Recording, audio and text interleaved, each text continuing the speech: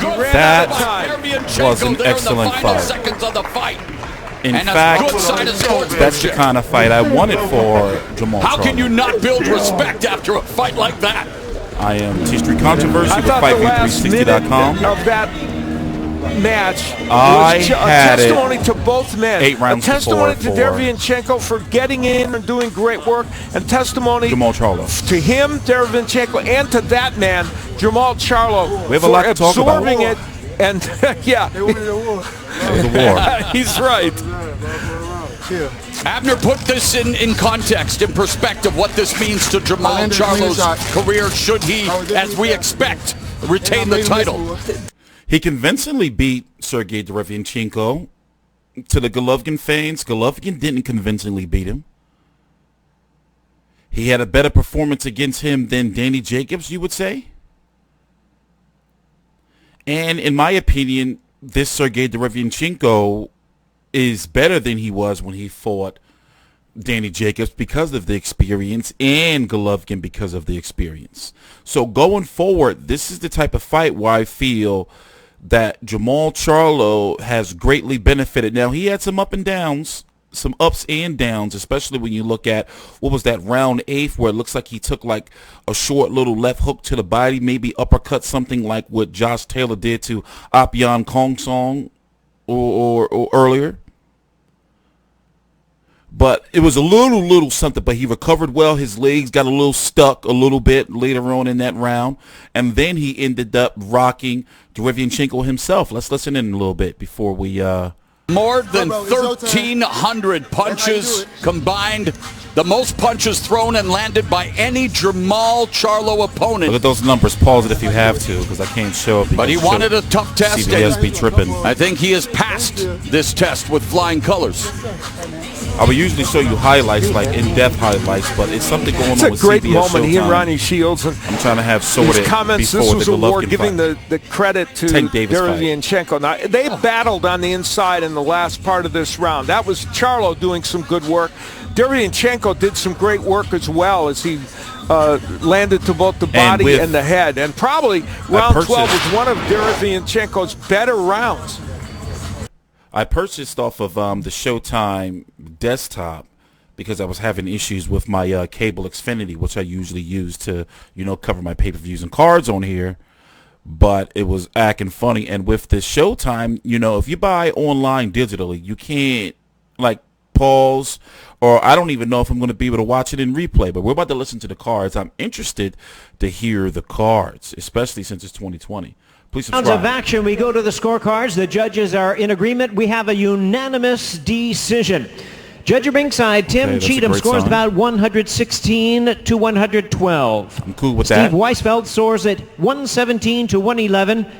And David Sutherland sees the action at 118 to 110. All three in favor of the winner. And still, the WBC Middleweight Champion of the World, Jermall Hitman Charlo. On the way home, baby. So in the next video, Charlo improves to 31-0. He's coming back to the crib. You know it. He's going back to the crib with the title, 6-0 now. His stock has definitely risen.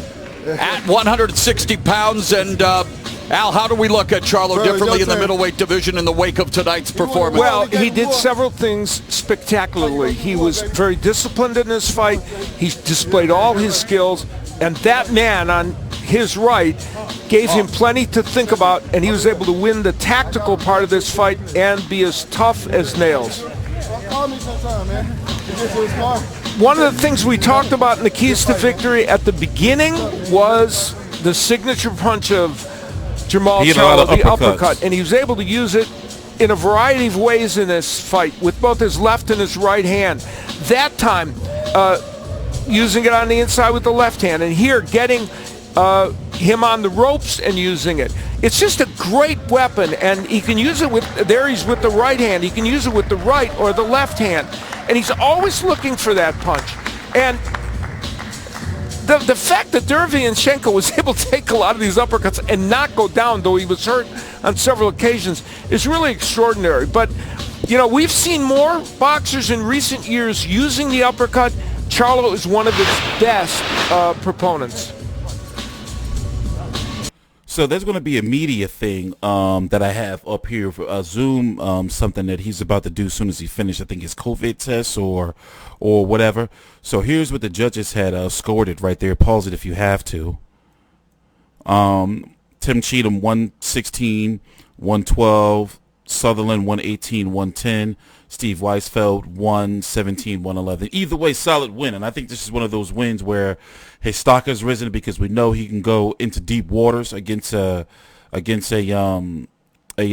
certified, dog. It was a dog fight, and I'm thinking right now he's about to go through his post-fight interview with Brian Custer. We can listen in, and I'm really interested in what is going to be next. Now, of course, at the top, of the rainbow, I guess you want to say, the top of the hill, mountain, whatever, is Canelo Alvarez.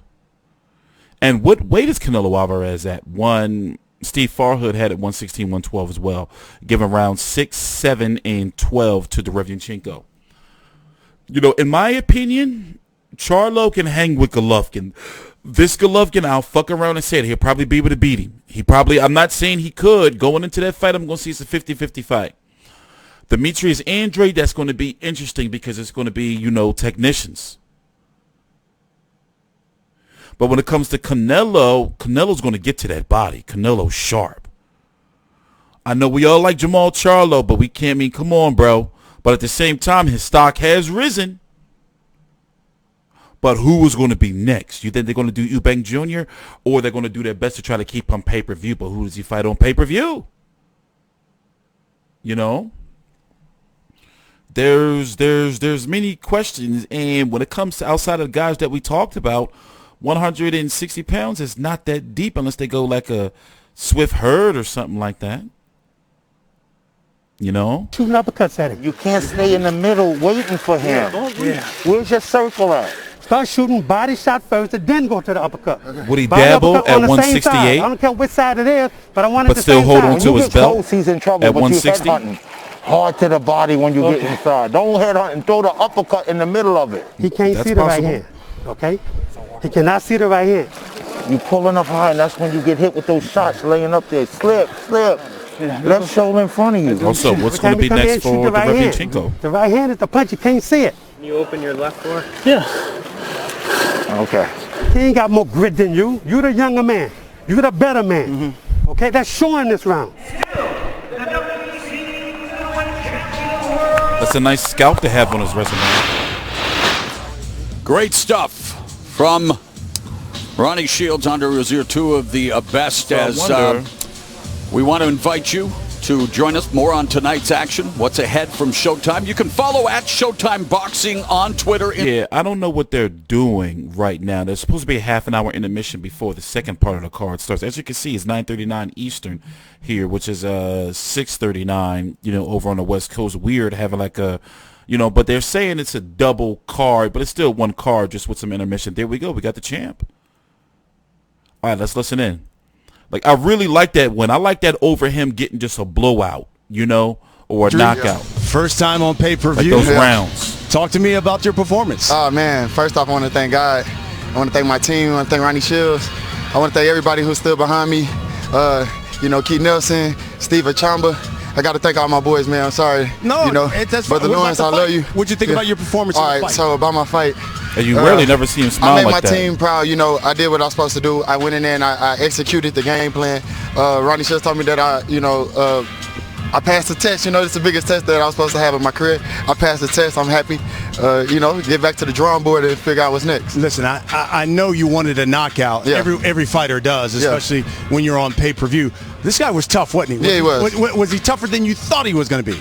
Nah, I knew he was going to be tough. I knew he was going to come to fight.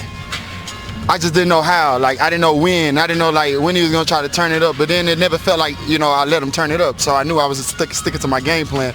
I studied well. I didn't let any of the, being in the bubble or any of the controversial losses that we taking as black people get to my head, and I just fought through it. That's what I want y'all to do. I want y'all to continue to fight. Don't let nothing negative interrupt your positive, and we're gonna stay strong and get through this. I thought it was a really workmanlike performance by you because you just seemed composed throughout. I thought you buckled him in the 3rd round. You buckled him in the 8th round. What did you like that you did in this fight specifically? I stayed poised. I stayed composed. You know, I executed the game plan. I used my jab. I stayed behind the jab. I got away from him, and sometimes Ronnie Shields got me back to it. I did want to knock him out. You know, I wanted to knock him out, make a statement. But getting the victory, shutting him out, that was a statement enough, you know. On to the bigger names and bigger things in boxing, you know. Charlo twins are here, baby. Trying to tell y'all. That's what I wanted to get into, because so what did you think you sent message did you send to the middleweight division? Because there's a number. Chris Eubanks Jr. said, I want Charlo. Andrade's out there.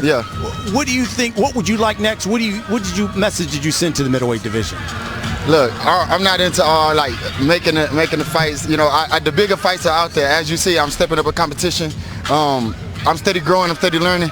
I let my team get to it. They make the best decisions. You know, I'm well taken care of. Man, my brother next, so that's on my mind right now. I'm ready to see what my brother about to do.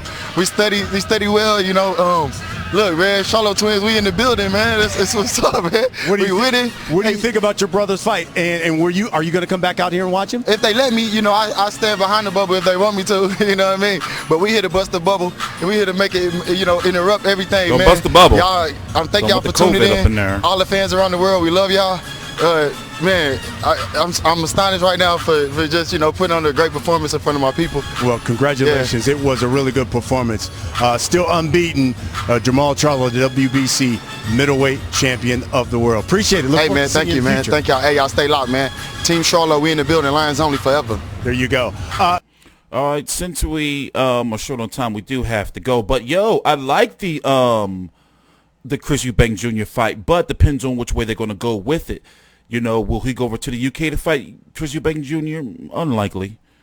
You know, because it would be big money over there, but unlikely. Or, like, how would they do him versus Eubank Jr. on pay-per-view over here?